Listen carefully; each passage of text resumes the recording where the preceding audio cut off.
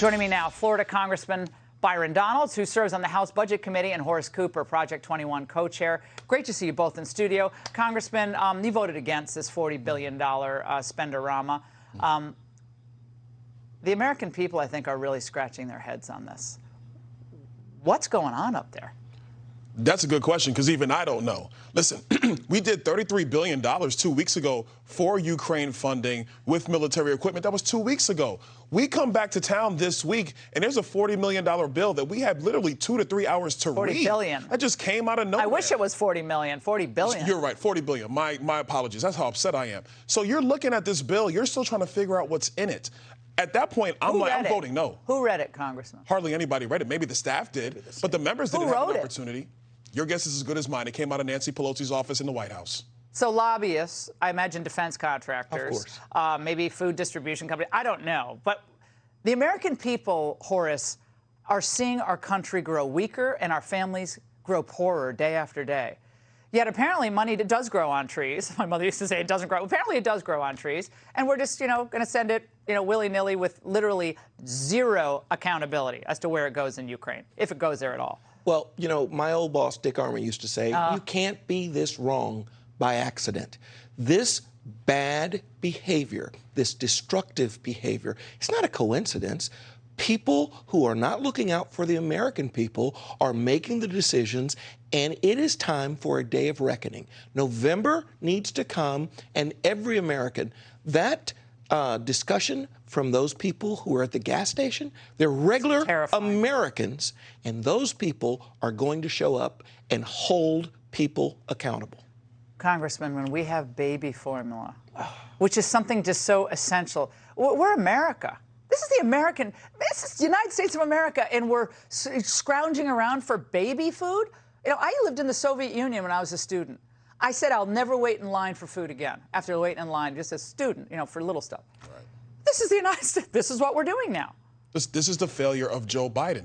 He's failed Black America. He's failed white America. He's failed Hispanic America. Why? Because he just stumbles from crisis to crisis. There is no plan. There is no strategy. He does not know what to do. This White House is a mess. The agencies are a mess. And the Democrats rather play politics than actually get down to the business of the American people. Unfortunately, folks, this is the reality of Washington, D.C. right now. Now, rather than fixing this issue that is really striking at the heart of so many people about baby food formula, the Biden administration is just doing the usual gaslighting.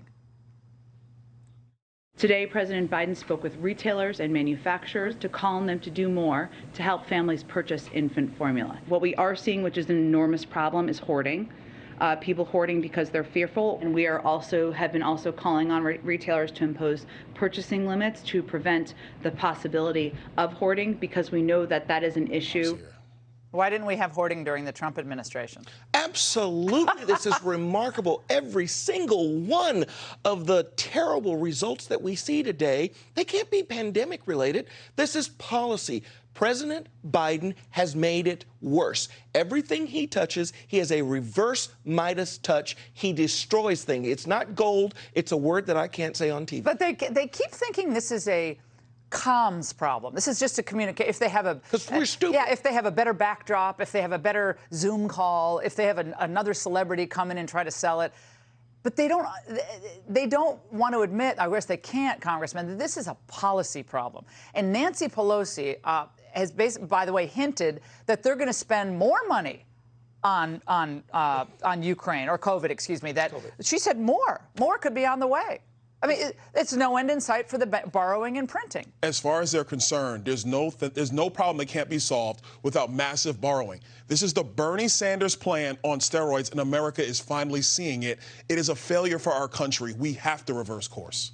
And I want to get to this new Pew poll out today, guys. 88% of Americans believe that violent crime is either a very big or a moderately big problem. 88%. And they say, oh, this is just a state problem. This is a Fox News concern. We've heard that. This is bleeding into suburban America, but devastating urban America, the people who deserve it least, the ones who are struggling the most. You know, I am sick and tired of this administration standing up and trying to say how they're looking out for black Americans, how they're looking out for the little guy, how they're looking out for the dispossessed. The truth of the matter is they have their core constituencies. If you're a defense contractor, if you're a climate crazy, they've got you covered. But if you're everybody else, too bad for you.